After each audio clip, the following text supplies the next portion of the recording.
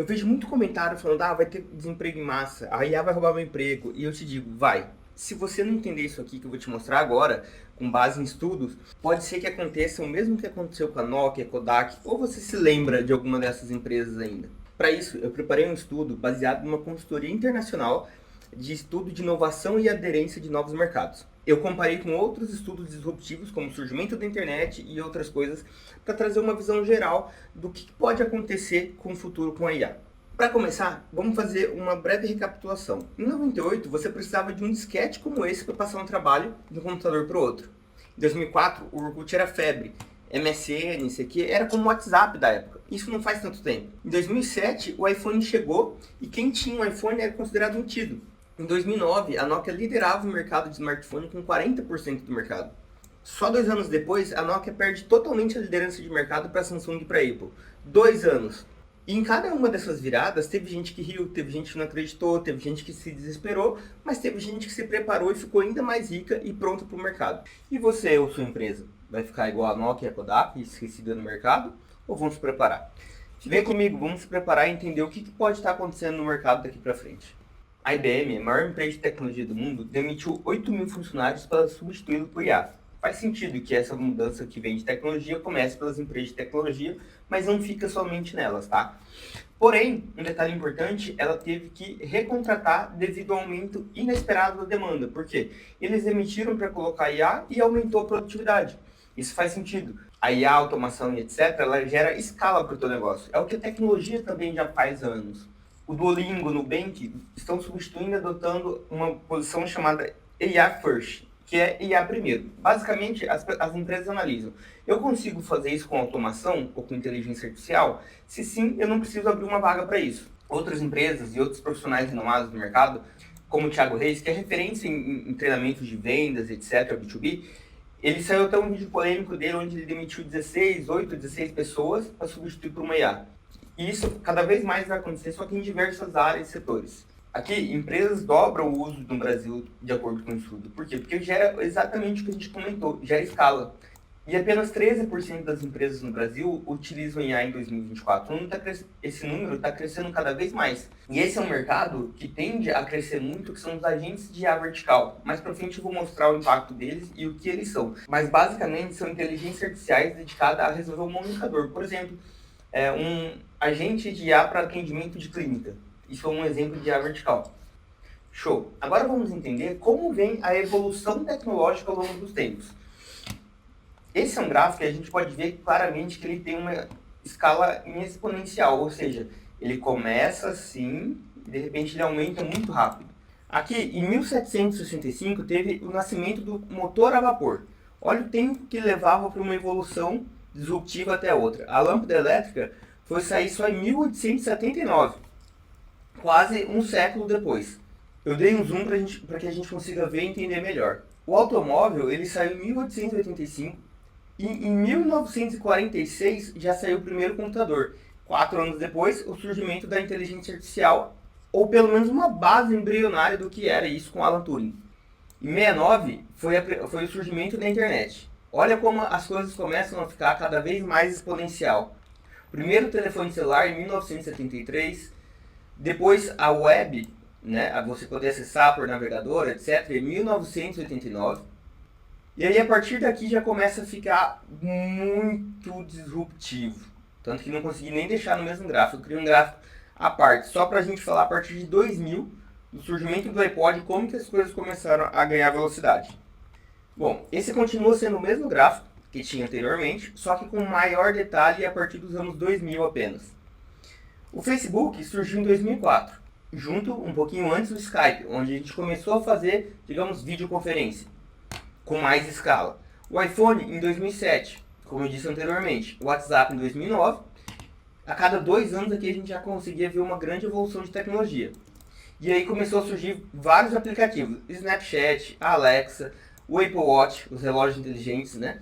TikTok, desde 2016. O primeiro GPT, o GPT-2, foi em 2019, só que quem estourou mesmo foi a partir de 2021-22, onde surgiu o GPT-3. Essa foi uma mudança que popularizou o uso da inteligência artificial. Todas essas mudanças aqui da explosão da IA generativa, que é o que a gente tem vivido, essa parte aqui em vermelho, rosa, é desde 2020. Ou seja, em 5 anos, olha a quantidade de tecnologia nova que tem surgido e que tem mudado muito o mercado. Saíram várias IAs do ChatGPT, saiu o Midjourney, que é uma IA para geração de imagem, e aí começou cada vez mais a explodir, surgir coisas cada vez mais rápido. Então, se a gente voltar e olhar o gráfico como um todo, a linha tende a crescer muito rápido, porque as coisas se constroem muito rápido. Show, mas até aí foi uma análise que eu fiz, um gráfico que eu montei para mostrar a linha do tempo de histórico de tecnologia. Agora, eu vou usar esse gráfico, que é de uma consultoria chamada Gartner. Ela é a maior consultoria de tecnologia e ciclos de inovação no mundo. Muitas empresas de investimento em startup sempre analisam os gráficos que eles criam para saber se vale a pena investir ou não e o momento de investir numa tecnologia.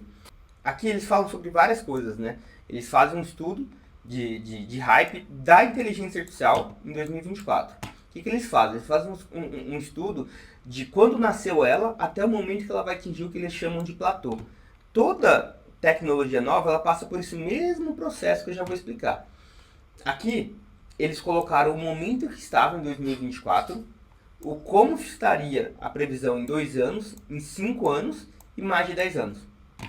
Aqui lembrando que eles são uma consultoria internacional, então o tempo que ele olha para as coisas na Europa, nos Estados Unidos, é diferente do Brasil. Aqui leva mais ou menos 2 a 3 anos para ficar algumas coisas tão usual no dia a dia. Fora um software que é o ChatGPT que você pode pegar e ter acesso, eu falo aqui do acesso à população geral mesmo. Toda tecnologia ela chega, ela tem a trigger de inovação, ela passa por um pico de expectativas, aí depois vem o que a gente chama de um vale da desilusão, e aí começa a se estabilizar com o que a gente chama de ladeira de encantamento, que as pessoas começam a usar muito no dia a dia.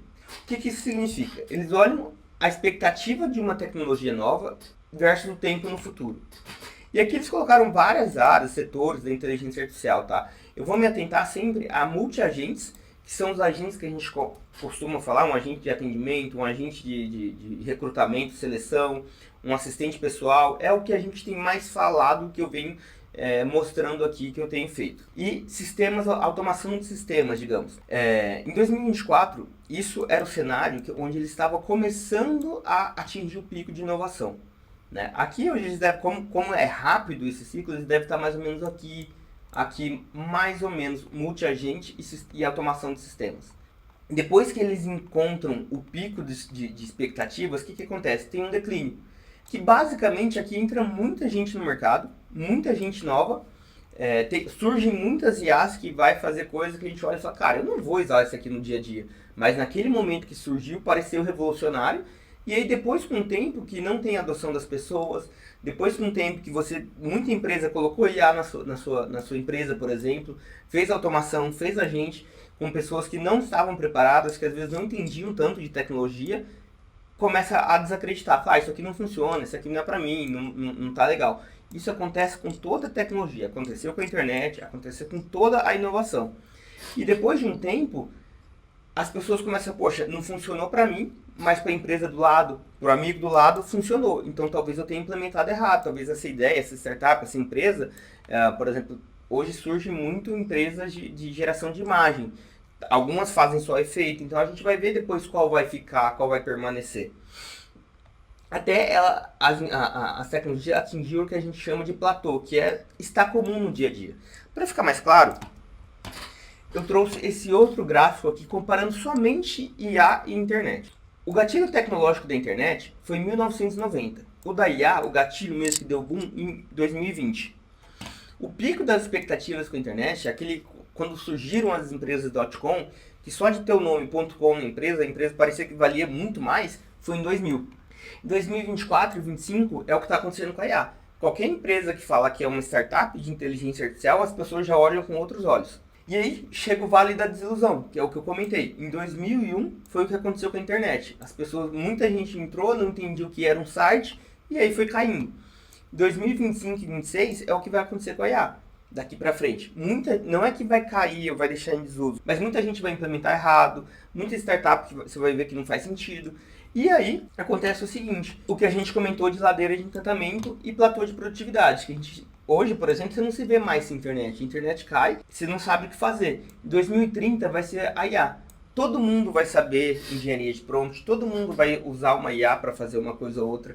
Vai ter IA que substitui vários empregos, etc.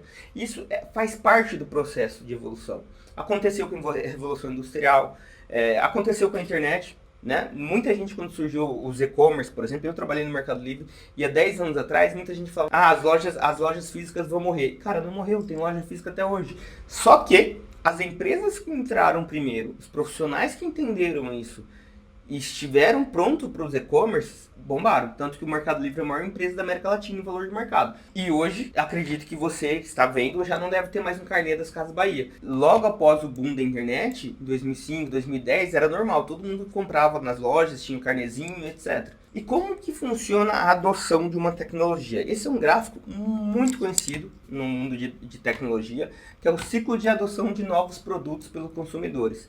Também segue o mesmo caminho, onde 2,5% são os entusiastas, mais ou menos 13,5%, 14% são os visionários, ou seja, essa é a galera que adota no começo. Quer um exemplo de entusiasta? Quando vai lançar um novo iPhone. As pessoas não dormem na porta da Apple, das lojas, para poder comprar e ter a tecnologia do momento. Esses são os entusiastas. Depois vem o pico de expectativa, onde vem os visionários. O vale da desilusão é exatamente onde muitas empresas quebram, onde muita gente achou que entrar nesse mercado acaba saindo fora porque não tinha familiaridade, só queria surfar a onda, não estava pronto, não se preparou. Ou resolvia problemas que na verdade não eram problemas de verdade. E aqui que muita empresa fecha, acontece, por exemplo, até no digital. No começo do digital não tinha muitos influenciadores que hoje em dia já nem aparecem mais. E aí chega a ladeira de encantamento, onde a maioria inicial, que são um pouco mais pragmáticos, mas ainda é a maioria, começa a entrar. E as pessoas que olhavam, isso aqui é bobeira, começaram a ver que funciona e entra.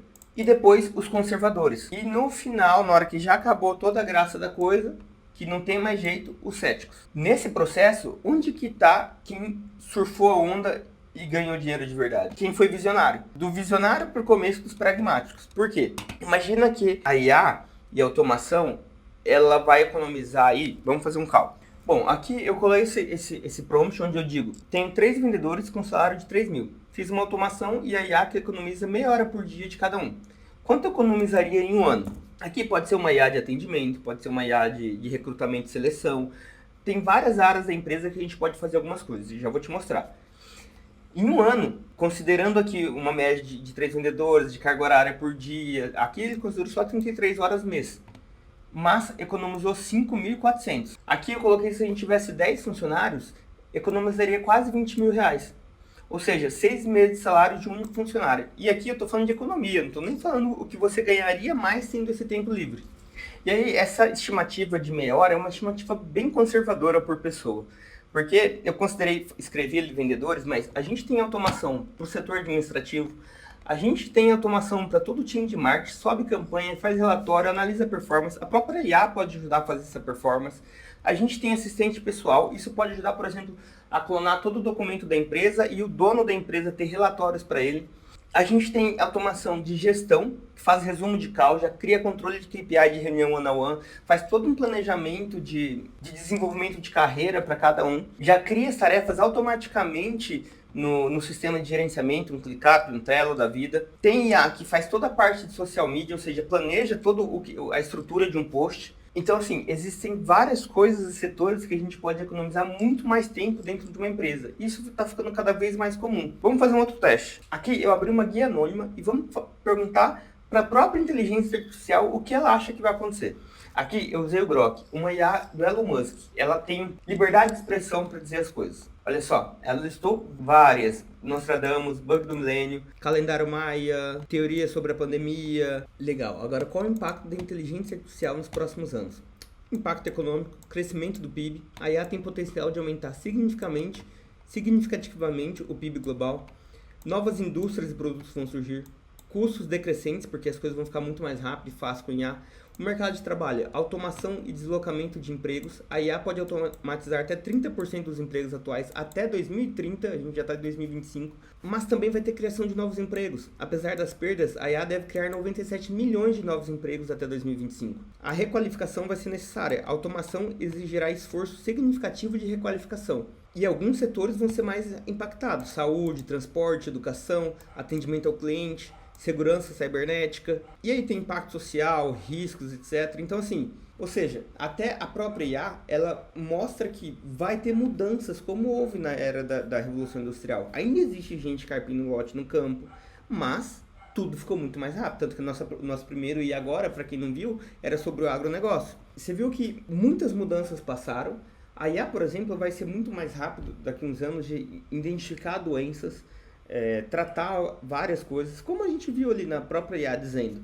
E o que vai mudar no mercado de trabalho? Tarefas repetitivas. Hoje já existe várias empresas que fazem o que a automação faz. Por exemplo, o POP, Procedimento Operacional Padrão de uma empresa. Sempre quando chega um funcionário novo em vendas, fala, olha, se perguntar isso, você tem que responder isso. Se fizer isso, tem que fazer isso. Tudo isso a gente consegue automatizar. Experiência do cliente, muita coisa desse sentido vai mudar. Fazer relatório operacional. E o que vai surgir? Vai surgir vários novos especialistas em aplicados, criadores de processos automatizados, líder com visão estratégica. O líder, principalmente, ele vai ser o cara que não necessariamente vai ter que saber usar uma IA para fazer a melhor imagem possível. O time operacional vai ter que saber aplicar cada uma das IAs. Porém, o líder, quanto mais generalista ele poder conseguir enxergar, cara, aqui eu consigo automatizar com uma IA, isso eu consigo fazer com trabalho operacional, isso vai ganhar muito destaque. E você não precisa virar um programador para fazer isso. Você precisa saber exatamente o que eu estou dizendo. Saber como mandar a IA e onde aplicar cada uma delas. Como que a gente vai se preparar para isso? Primeiro, vamos se você é um profissional. É super importante você aprender sobre engenharia de prompt ou como fazer boas perguntas. Quer ver? Aqui eu abri um chat GPT, também com guia anônima, para que a gente consiga fazer uma pergunta pura para ele. Que basicamente me ajuda a fazer um post sobre o impacto da IA em 2025. Olha só, aqui ele já gerou um monte de conteúdo e contexto já mastigado para você não ter que pesquisar no Google e fazer muito mais rápido. Mas olha só como fica um monte de informação, você ainda vai ter que ter todo o trabalho.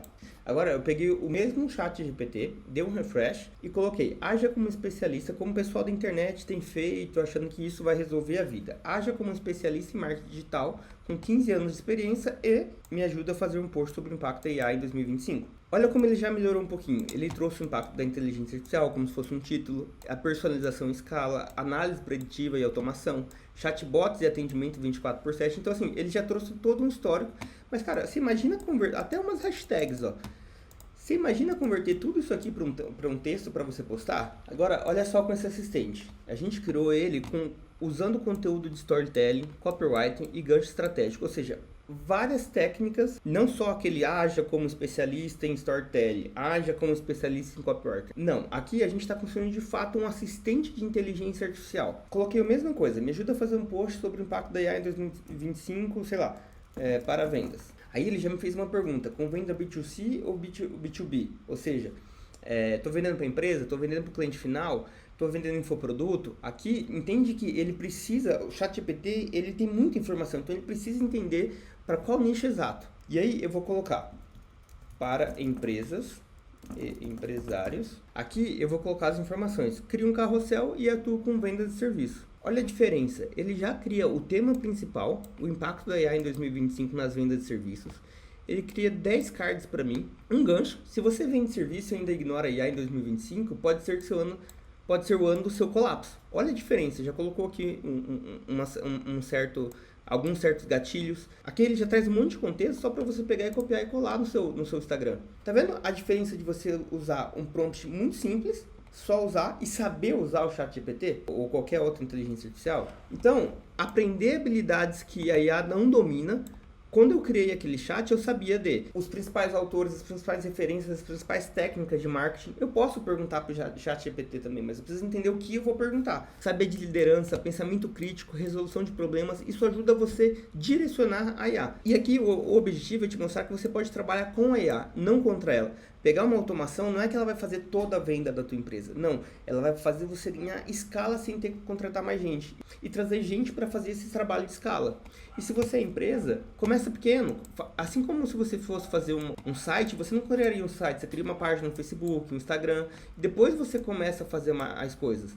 Organize seus dados. Os dados daqui para frente é o principal ativo, há muito tempo já é. Porque imagina que hoje você perde um vendedor que estava com muitas vendas no gatilho e era o seu melhor vendedor, ele usava técnicas. Como que você vai passar aquela experiência do vendedor para outro? Agora, se você tem isso com dados, você pode inclusive passar para o teu marketing quais perguntas e dúvidas o teu cliente está chegando. Ou seja, você começa a usar os dados para alavancar ainda mais. Promover a cultura da inovação, ou seja, mostrar como usar IA de verdade. Por exemplo, aquele nosso assistente, ele é um assistente para social media, para criação de posts virais. Mas ele podia treinar seu time de vendas, ele podia ter conteúdo para treinar a objeção do seu time de vendas. Assim como o iPhone mudou tudo, ou você se imagina hoje novo com uma TechPix? Não dá, né? A IA não substitui o trabalho humano, mas as pessoas que usam IA substituirão pessoas que não a usam. Para mais informações e contexto, eu deixo minhas redes sociais e a gente tem o quadro E Agora, que fala do impacto da inteligência artificial em algumas áreas. E sempre que tiver alguma dúvida, sugestão ou algum tema que seria legal a gente abordar pensando em IA aplicada a negócio, traz pra gente, a gente vai abordar. Bom, é isso, espero que tenha gostado. Se chegou até aqui, dá o seu like, comenta ou manda pra alguém, ajuda esse conteúdo a chegar em mais pessoas. Obrigado, pessoal.